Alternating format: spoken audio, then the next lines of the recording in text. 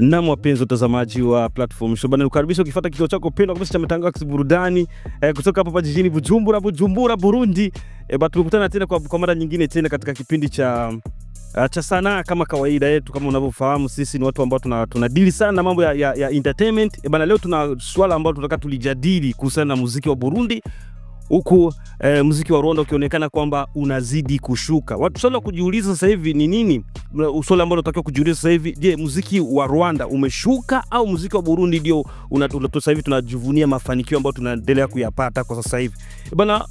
Kama unakumbuka vizuri, nadhani wewe ni mfuatiliaji mzuri sana wa muziki wa Burundi. Miaka ya nyuma kidogo, muziki wa Rwanda ulikuwa unatamba sana hapa jijini Bujumbura.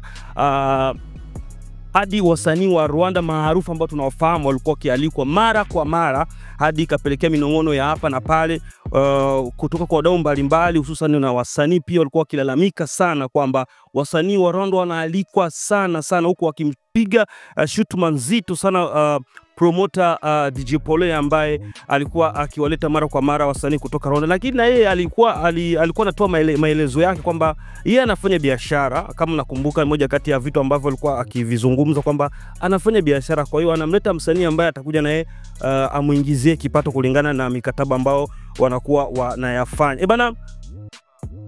Kutokana na hilo sasa, tunafahamu kwamba msanii ambaye ni maarufu hapa nchini, Sarbi, alikuwa nchini Tanzania na ameingia siku ya leo baada kutoka Tanzania, na kule Tanzania alikuwa amekwenda kwa ajili ya kufanya mahojiano mbalimbali na vyombo vya habari. Tumemwona akiwa kwa Chief Godlife, amefanya kitu kizuri pale, japo kuna watu ambao wamembeza sana kutokana na kile ambacho alikizungumza baada ya kufika nyumbani kwake pale. Watu sasa hivi mpaka watu wengine wanakuwa wanasema kwamba mwamba huenda amejiunga na chama chao kile cha Freemason, japo ni swala ambalo Chief Godlife mwenyewe amelikanusha na kusema kwamba yeye si mwanachama wa Freemason. Katika mahojiano yake, Sarbi na vyombo vya habari vya Tanzania amezungumza mambo mengi sana, ambapo moja kati ya maswali ambayo aliweza kuulizwa ni kuhusiana na muziki wa Burundi. Anauonaje pamoja na namna ambavyo muziki wa Rwanda ulikuwa umedominate miaka kadhaa iliyopita. Majibu ya Sarbi yalikuwa ni moja kati ya majibu yake aliweza kuyazungumza na kuyajibu, ni kwamba amesema kwamba hapo awali kweli wasanii wa Rwanda, mfano kama The Ben, Medi na Brice Melody walikuwa ni mmoja kati ya wasanii ambao wanapendwa sana hapa nchini, na hadi kupelekea kuweza kualikwa na baadhi ya promoters kama nilivyozungumza hapo awali. Lakini kwa sasa hivi Sarbi anaendelea kusema kwamba lakini kwa sasa hivi Warundi wanawapa kipaumbele sana wasanii wao wa nyumbani kuliko wale wa kimataifa. Kwa hiyo ni moja kati ya swala ambalo aliweza kuulizwa Sarbi akiwa nchini Tanzania. Kama nilivyokuambia, amewasili leo hii hapa.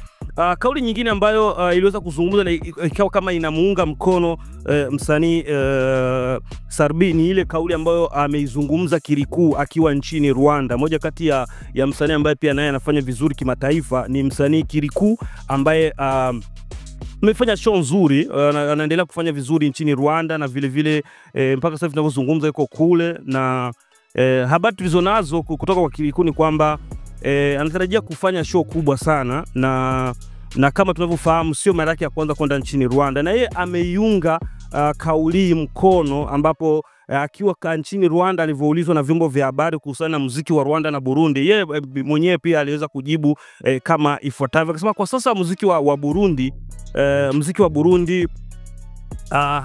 ni mkubwa, na akasema kwamba muziki wa Rwanda kwa sasa hivi hauchezwi sana nchini Burundi, na akasema sababu ni kwamba si kwa sababu eti muziki wa Rwanda kumradhi umepigwa marufuku, hapana. Anasema bali ni kwa sababu ya Warundi ambao wameamua kuupa thamani muziki wao wa ndani. Hiki ni kitu ambacho Kirikou ameweza kukizungumza akiwa uko nchini Rwanda. Vile ameweza kuitaja moja kati ya nyimbo ambayo anasema kwamba kwa mtazamo wake ni nyimbo kama inafanya vizuri, japo haijapewa nguvu kiasi hicho kama walivyokuwa wakizipa nafasi sana nyimbo kutoka Rwanda. Akatoa mfano kwamba ya ngoma ambayo inafanya vizuri japo kwa mtazamo wake mwenyewe Kirikou anasema Kuba Nisi ndiye. Huu ni moja kati ya ngoma ambayo imeimbwa na Real Dodi na Real Rodi kutoka maeneo ya Rwanda, ambapo ngoma hii ameshirikiana na, yani amemshirikisha Bruce Melody. Anasema kwamba ni moja kati ya ngoma ambayo imejitahidi sana, lakini bado haijapokelewa vizuri hapa nchini. Hiyo ilikuwa ni kauli yake Kirikou Akili. Bana, mimi swali ambalo nakuachia ndugu mtazamaji wangu, kwa wewe mtazamo wako utatuwekea hapo kwenye section comment hapo, na sisi tutapita nazo, tuziangalia comment ambazo zinafaa kwenda kwa wasikilizaji au kwa watazamaji, na wao waweze kuzungumza kile ambacho wamekiona, wanakiona kwamba kina faida, kinaweza kutoa mchango mkubwa katika muziki wetu wa Burundi. Bana, swali ambalo nakuachia sasa hivi ni kwamba tuna watu wanauliza kwamba je, muziki wa Rwanda unadorora nchini Burundi kwa sababu gani? Hiyo ni moja kati ya kitu ambacho unaweza ukashare na sisi, kuweza kutuambia ni kwa sababu gani muziki wa Burundi umekuwa mkubwa kuliko ule muziki wa Rwanda hapa nchini. Sijazungumzia East Africa, nazungumzia kwa hapa Burundi. Na swali jingine ambalo unaweza kuachia kama hoja ambayo unaweza ukawa nayo na baadaye ukashare na sisi kwenye section comment ni kwamba ushindi huu wa wasanii wa Burundi, ushindi huu wa wasanii wa Burundi umechangizwa na kitu gani? Kipi ambacho kimesababisha haya yote ambayo tunayaona sasa hivi wasanii wa Burundi? Tunafahamu, nadhani nyinyi ni mashahidi tosha ambao sasa hivi mnafahamu kwamba muziki wa Burundi unapiga hatua kubwa sana, na tunaona wasanii kadha wa kadha ambao wametoka Burundi sasa hivi wanaelekea nchi jirani katika hali ya kuweza kujitafuta na kutangaza muziki wa Burundi. Tunamwona Mr Champagne, tulimwona Mr Champagne akiwa kule Tanzania, pia ameenda pia mpaka Zanzibar kutengeneza ngoma yake.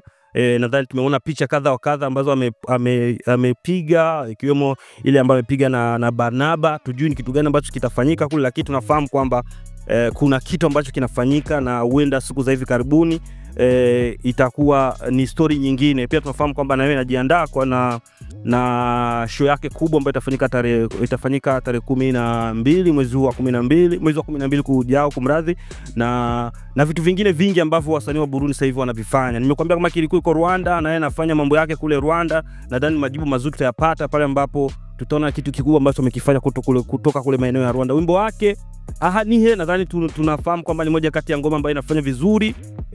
Sasa hivi na watazamaji zaidi ya milioni 3 kwenye ukurasa wake wa YouTube, unaendelea kufanya vizuri. Challenge nyingi zinafanyika, watu wa reaction wanafanya kutoka maeneo mbalimbali, ikiwemo Kenya na sehemu barani Ulaya huko wanafanya. Kwa ni kitu kizuri sana kwa muziki wetu huu wa Burundi. Bana, mimi sina la ziada, ni hayo ambayo tulikuwa tunataka tupige nanyi story. Nadhani kuna vitu vingi ambavyo nimevizungumza, unaweza ukashare na sisi kwenye section comment kama nilivyokuambia, na baadaye tutapita nazo hizo comment tuzijadili hapa ambapo tukikutana tena. Mimi sina la ziada, acha nikuache, lakini usisahau kwa maana vitu kama hivi utavipata pale ambapo unakuwa umetusaidia na siku share kwa watu wengine ili wapate na wenyewe madini kama haya.